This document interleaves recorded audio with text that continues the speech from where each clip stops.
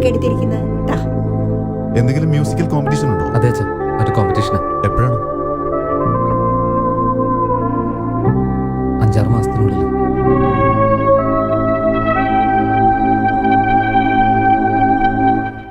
അതിനിപ്പോ തന്നെ പ്രാക്ടീസ് വേണോ? അതെ അച്ഛാ, ഈ കോമ്പറ്റീഷൻ്റെ ഒരു പ്രത്യേകത എന്താന്ന് വെച്ചാൽ എൻ്റെ കൂടെ ഈ കോമ്പറ്റീഷനിൽ ഒരു പെൺകുട്ടിയും പങ്കെടുക്കുന്നുണ്ട്. ഈ വരാൻ പോകുന്ന മത്സരത്തിൽ ഞാൻ കമ്പോസ് ചെയ്ത പാട്ടല്ല ഞാൻ പാടുന്നത്, അവൾ കമ്പോസ് ചെയ്ത പാട്ടാ.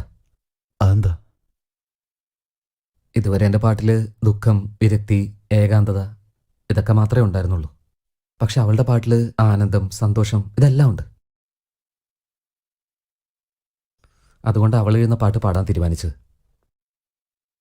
ഈ മത്സരത്തിൽ ഞാൻ ജയിക്കൂ അതോ തോക്കുന്നുള്ള കാര്യം ആ ജഡ്ജിന് മാത്രമേ അറിയുള്ളൂ. എന്താ അജയ് ജഡ്ജ് എന്ന് പറഞ്ഞിട്ട് മുകളിലേക്ക് കൈ കാണിക്കുന്നത്? ഞാൻ ദൈവത്തെ ഉദ്ദേശിച്ച അമ്മേ. ദൈവത്തെ പറയുന്നു? അതെ അമ്മേ. ഞാൻ കൂടെ മത്സരിക്കുന്ന പറഞ്ഞ പെൺകുട്ടിയില്ലേ, അവൾക്കും ദൈവം എന്നെപ്പോലെ ഒരു അസുഖം കൊടുത്തിട്ടുണ്ട്. ഞങ്ങൾ രണ്ടുപേരുടെ ജീവിതവും ഏതാണ്ട് ഒരേ ട്രാക്കിലാണ് പോകുന്നത്. ഒരേ ബുദ്ധിമുട്ടുകളാണ് രണ്ടുപേർക്കും. പക്ഷെ ഇത് ഞാൻ ഫേസ് ചെയ്യുന്ന രീതി വേറെ, അവൾ ഫേസ് ചെയ്യുന്ന രീതി വേറെ. ആരാ പെണ്ണ്?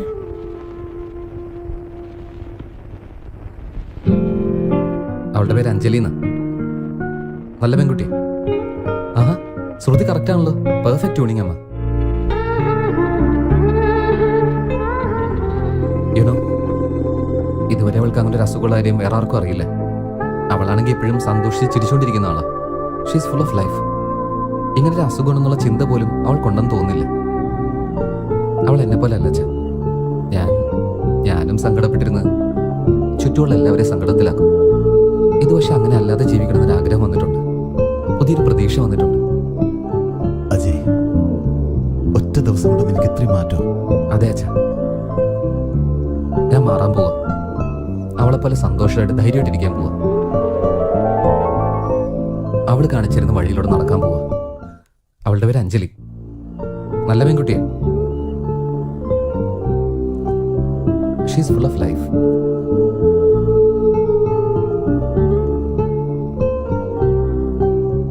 നമ്മുടെ മോൻ പറഞ്ഞ പോലെ ആ അഞ്ജലി ആളൊരു മിടുക്കിയാട്ടോ. അവന്റെ മനസ്സ് തന്നെ മാറ്റി. അവന്റെ ഔട്ട്ലുക്കില് നല്ല മാറ്റങ്ങൾ കാണുന്നുണ്ട്.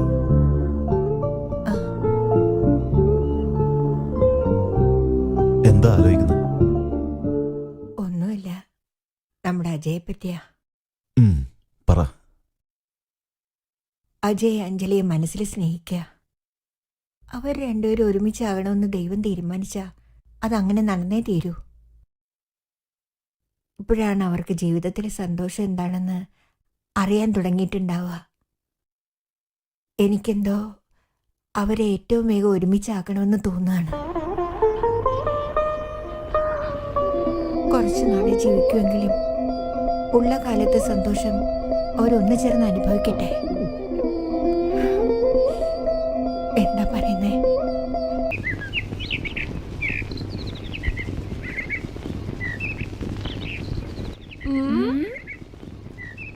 അങ്ങോട്ട് നോക്കി. അഞ്ജലി, എന്തു പറ്റി? എന്താ ഒരു ചിന്ത? അടുത്ത പ്ലാനിങ് ആണോ? ഓൾറെഡി എടുത്ത പ്ലാൻ തന്നെ വേണ്ടായിരുന്നു എന്ന് തോന്നുന്നു. ഞാൻ പറയുന്നതൊക്കെ സത്യമാണെന്ന് അജയ് വിശ്വസിക്കട്ടെ. ഞാൻ മരിക്കുന്നോർത്ത് വല്ലാതെ സഹതപിക്ക. ആയിക്കോട്ടെ. എനിക്ക് വേർക്കുമ്പോ മുഖം തുടച്ചു തരുക. തുടക്കട്ടെ. ഒരുപാട് സമയം നിന്ന കാലുവേദനയ്ക്ക് ഇരിക്കാൻ പറയാ. ഓടാണെങ്കിൽ എനിക്ക് ശ്വാസം മുട്ടെന്ന് പറഞ്ഞ ഞാൻ കാല് തെറ്റി താഴെ വീണു. അപ്പൊ തന്നെ എന്നെ കാല് തിരുമ്പി തരുക. ഇങ്ങനെയാണോ? അതെ, കാല് തിരുമ്മി കിട്ടുമല്ലോ. Enjoy dear. ഇത് ഞാൻ ചിരിക്കാൻ വേണ്ടി പറഞ്ഞല്ല, കുറച്ച് സീരിയസ് ആയിട്ട് എടുക്ക്. ഇതിൽ സീരിയസ് ആവാൻ എന്താ ഉള്ളേ? ഒരുപാടുണ്ട്. ഇങ്ങനെ ഓരോ നിമിഷം എന്നെ ഓർത്ത് വേദനിക്കുന്ന ആളെ ഇനിയും എത്ര നാളെന്ന് വെച്ചാ പറ്റിക്കുക? അങ്ങനെയാണെങ്കിൽ ഇനി മുതൽ അജയ് കാണാനും മിണ്ടാനും ഒന്നും നിക്കണ്ട. സോറി, അതെനിക്ക് പറ്റില്ല. അയ്യോ, എന്താ അജയനെ കാണാതെ നിനക്ക് ഇരിക്കാൻ പറ്റില്ലേ? Because I love him. I love him very much. Are you joking? No, I'm not. അതുകൊണ്ട് അടുത്ത തവണ കാണുമ്പോ ഞാൻ പറഞ്ഞതൊക്കെ കള്ളമാണെന്ന് പറയും. നിന്റെ പ്രണയത്തെ പറ്റിയും. പക്ഷേ അജയുടെ അടുത്ത് പോയി സംസാരിക്കുന്നതിന് മുമ്പേ ഒന്നല്ലെങ്കിൽ 2 പ്രാവശ്യമെങ്കിലും ചിന്തിച്ചിട്ട് പോയി സംസാരിച്ചാ മതി. നന്നായിട്ട് ചിന്തിക്കണേ.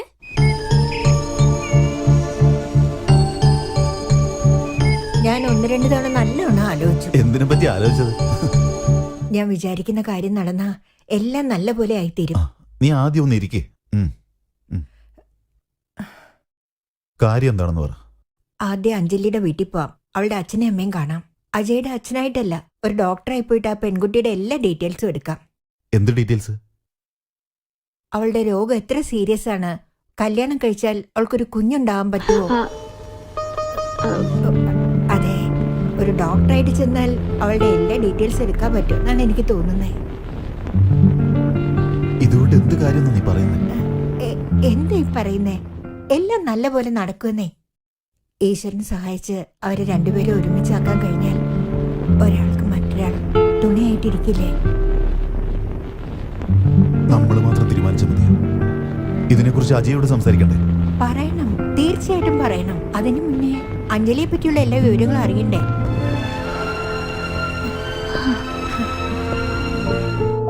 ഇതെങ്ങനെ നടക്കുമെന്ന് എനിക്കറിയില്ല.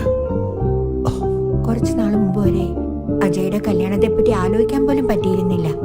എന്നാ ഇപ്പോ നടക്കും, തീർച്ചയായിട്ടും നടക്കും. നിങ്ങൾ പോയി അഞ്ജലിയുടെ അച്ഛനമ്മയോട് സംസാരിച്ചിട്ട് വരും. എന്താ നിങ്ങൾ പറയുന്നത്? നിങ്ങളുടെ മോൾക്ക് ഇങ്ങനെ ഒരു രോഗമുണ്ടെന്നറിഞ്ഞാൽ ആസ് എ ഡോക്ടർ നിങ്ങളെ സഹായിക്കാന്ന് വെച്ചിട്ടാണ് ഞാൻ മെഡിക്കൽ റിപ്പോർട്ട് ചോദിച്ചത്. ഇത് കൊള്ളാലോ. എന്റെ മോളുടെ അസുഖത്തെ പറ്റി എനിക്കറിയാതിരിക്കോ?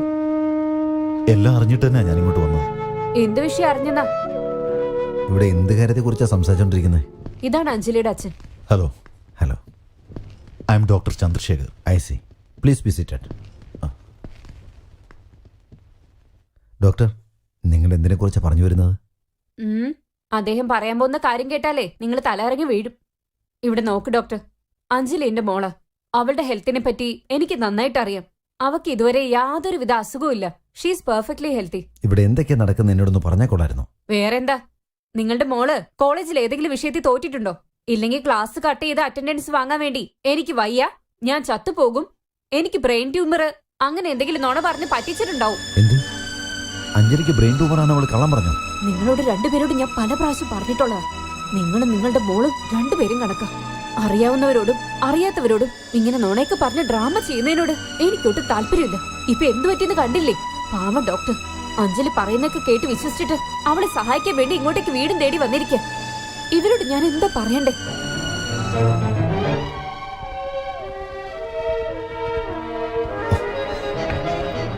Can I have a glass of water, please? പോയി എടുത്തിട്ട് വാ.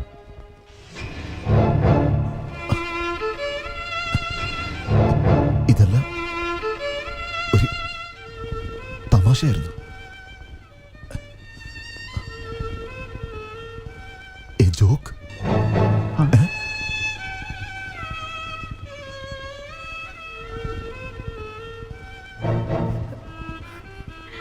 ഇത്രയും വലിയ വിഷയത്തെ ഒരു ജോക്കായിട്ട് കണ്ടവളെ എനിക്ക് മനസ്സിലാവുന്നില്ല.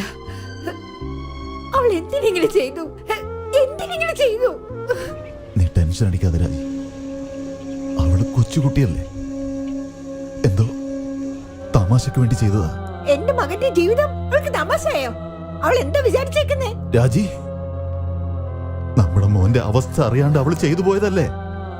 അറിഞ്ഞിരുന്നെങ്കിൽ അവൾ അങ്ങനെ ചെയ്യില്ലായിരുന്നു. ഞാൻ അവളുടെ അമ്മയും അച്ഛനെയും കണ്ട് സംസാരിച്ചുകൊണ്ടാ ഈ പറയുന്നത്. എന്താ നിങ്ങൾ ഈ പറയുന്നേ? നിങ്ങൾ എന്താ അവരുടെ ഭാഗത്ത്? ഞാൻ അവരുടെ ഭാഗത്ത് നിന്ന് പറയുന്നല്ല. Please try to understand me. അവര് വളരെ നല്ലവരാണ്. ഓഹോ, നല്ല കുടുംബത്തിൽ പറഞ്ഞു പോന്നെ ഇങ്ങനാണോ ചെയ്യുന്നേ? എന്റെ മോന്റെ മനസ്സിനെ സ്നേഹിക്കുന്നതായിട്ട് അഭിനയിച്ചിട്ട് അവന്റെ ജീവിതം എടുത്ത് കളിപ്പത്താക്കുക അവള്.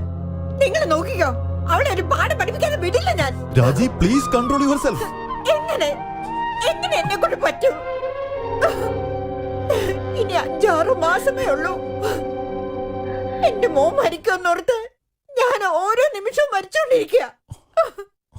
അവന്റെ ജീവിതം അവൾക്കൊരു ജോക്കാണത്രേ. രാജി, പ്ലീസ് ഫോർ ഹെവൻസ് സേക്ക് അഞ്ജലിയെ കുറിച്ച് മറന്നേക്ക്. നമ്മുടെ മോനെ കുറിച്ച് ആലോചിക്കാം. അതാലോചിച്ച് എന്റെ തല പൊട്ടിത്തെറിക്കുന്ന പോലെ തോന്നുക. അതെ, അവളെ പറ്റിയുള്ള സത്യങ്ങളെല്ലാം അറിഞ്ഞ അവന്റെ അവസ്ഥ എന്താവും?